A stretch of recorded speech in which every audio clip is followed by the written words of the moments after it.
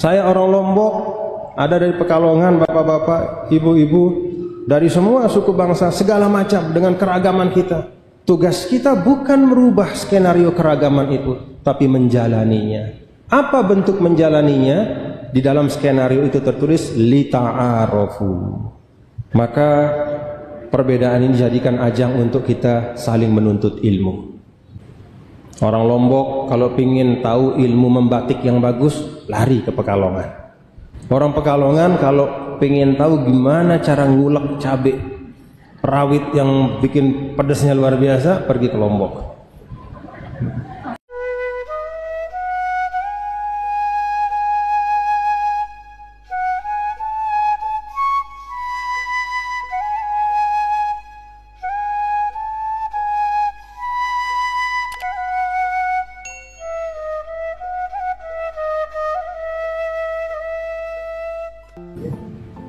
Perbedaan itu bukan skenario manusia. Coba kita renungkan di suratul Hujurat itu. Ayat 13 yang sering dibaca. Ya ayyuhan nas, inna khalaqnakum min dzakarin wa untha wa ja'alnakum syu'uban wa qabaila lita'arafu. Saya aja bapak-bapak, ibu-ibu fokus pada kata waja'alnakum. Kalau kita memaknakan waja'alnakum itu dengan baik, wahai segenap manusia, sungguhnya kami menciptakan kalian dari seorang laki-laki dan seorang perempuan. Waja'alnakum, dan kami jadikan kalian semua itu berbangsa-bangsa dan bersuku-suku lita'arafu, untuk saling mengenal. Kata waja'alna ini penting untuk kita renungkan. Apa arti waja'alna? Kami jadikan. Jadi keragaman ini Allah yang buat. Apa yang Allah buat jangan kita rusak. Apa yang Allah sudah, ini fi'il madi di dalam Al-Quran pula. Tidak ada seorang pun yang boleh merubah redaksi dan maknanya. Sudah maknanya, redaksinya baku dari turunnya zaman Nabi sampai sekarang dan sampai hari kiamat, tertulis dalam mushaf wa ja'alnakum syu'uban wa qabail. Kamilah yang menjadikan kalian semua itu bersuku-suku, berbangsa-bangsa dengan penuh keragaman lita'arafu, untuk saling mengenal. Jadi keragaman skenario Allah. Keragaman skenario Allah. Sering kita mengatakan Bapak Ibu hadirin dan hadirat, bahwa kehidupan ini adalah ibarat kita berada dalam satu episode. Dan itu memang betul. Kalau kita perhatikan bagaimana di awal suratul Baqarah, Allah Subhanahu wa taala menyampaikan bahwa manusia itu ada tahapan-tahapannya. Wa kuntum amwatan fa ahyakum, summa yumitukum, summa yuhyikum, summa ilaihi turja'un. Kita di mana sekarang Bapak-bapak, Ibu-ibu? Kita di bagian yang kedua.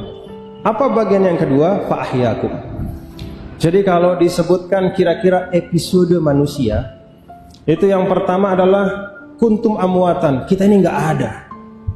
Ada Bapak Ibu yang bisa beritahu saya sebelum di dunia Bapak Ibu kira-kira di mana? Nggak ada kita. Kita emang nggak ada. Hanya kasih sayang Allah yang membuat kita yang nggak ada ini jadi ada.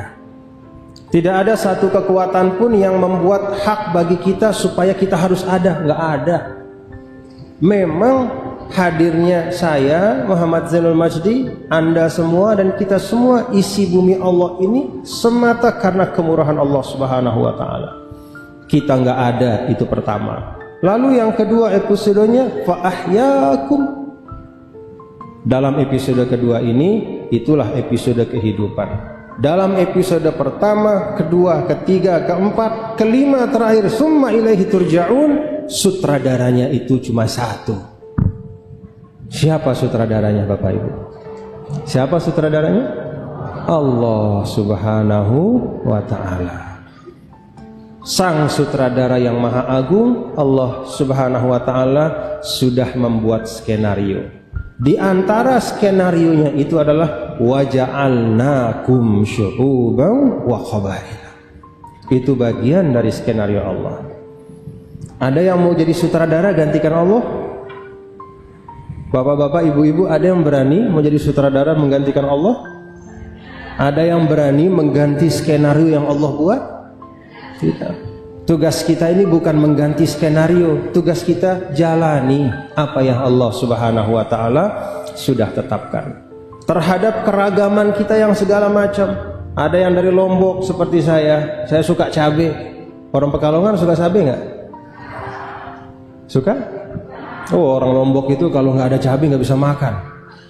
Jadi kemana-mana itu bawa sambal terus. Saya orang Lombok, ada dari Pekalongan, bapak-bapak, ibu-ibu, dari semua suku bangsa, segala macam dengan keragaman kita. Tugas kita bukan merubah skenario keragaman itu, tapi menjalaninya. Apa bentuk menjalaninya? Di dalam skenario itu tertulis lita'arofu. Cuman itu tugas kita. Kata para ulama, lita'arofu itu bisa jadi dari kata ma'rifah, kenal, pengetahuan. Maka perbedaan ini dijadikan ajang untuk kita saling menuntut ilmu. Orang Lombok kalau ingin tahu ilmu membatik yang bagus, lari ke Pekalongan. Kalau ingin belajar tentang membangun koperasi yang hebat, pergi ke Pekalongan. Itu lita'arofu, ma'rifah, pengetahuan. Orang Pekalongan kalau pengen tahu gimana cara ngulek cabai rawit yang bikin pedasnya luar biasa, pergi ke Lombok. Situ ada ayam namanya ayam julat. Julat itu kebakar maksudnya. Jadi saking pedasnya sampai orang Lombok sendiri menamakannya ayam julat. Saking pedasnya. Itu the next level dari ayam taliwang. Kan biasanya ada ayam taliwang pedas. Nah ini yang udah nggak keruan-keruan, itu namanya ayam julat. Ayamnya kebakar. Ya. Maksudnya kita waktu makan itu udah. Itulah lita'arofu. Ketika misalnya di Pekalongan banyak habaib, banyak kiai, banyak para ulama. Orang Lombok ingin belajar tentang kearifan dari para habaib, para ulama, datang kemari. Orang Pekalongan misalnya ingin belajar tentang membuat ketak. Ketak itu ada handicraft khas Lombok, datang ke Lombok. Itulah lita'arofu. Saling belajar. Skenario perbedaan kata Allah adalah pertama untuk saling belajar. Yang kedua, lita'arofu itu kata para ulama bisa jadi dari kata al-urfu. Al-urfu itu artinya konsensus, kebiasaan. Maka perbedaan kita ini adalah tantangan untuk membangun satu konsensus, membangun satu kebersamaan. Seni terhadap perbedaan itu, Bapak Ibu Saudara sekalian, adalah bagaimana merajut kebersamaan di tengah-tengah perbedaan itu. Tukang jahit itu menjadi masyhur sebagai tukang jahit yang hebat adalah ketika dia mampu menjahit bakal atau kain itu dengan jahitan yang rapi sekali dari awal sampai akhir. Maka perbedaan itu yang kedua, selain untuk saling belajar, yang kedua adalah untuk membangun konsensus dan kebersamaan.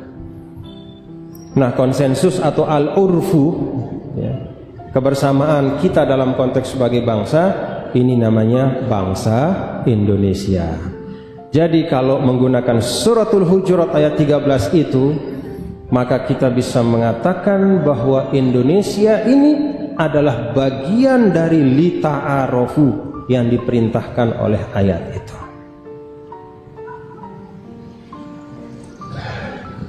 Inna akramakum indallahi atqakum. Bahasa Al-Quran selalu at-taraqqi minal adna ilal a'la. Kalau di bagian sebelumnya kita diberi tugas untuk saling mengenal, maka pada bagian berikutnya kita diberikan tugas untuk mencapai sesuatu yang lebih dari sekedar hubungan antar manusia, tapi itulah puncak dari diri kita sebagai manusia, sebagai hamba Allah, menjadi orang yang bertakwa.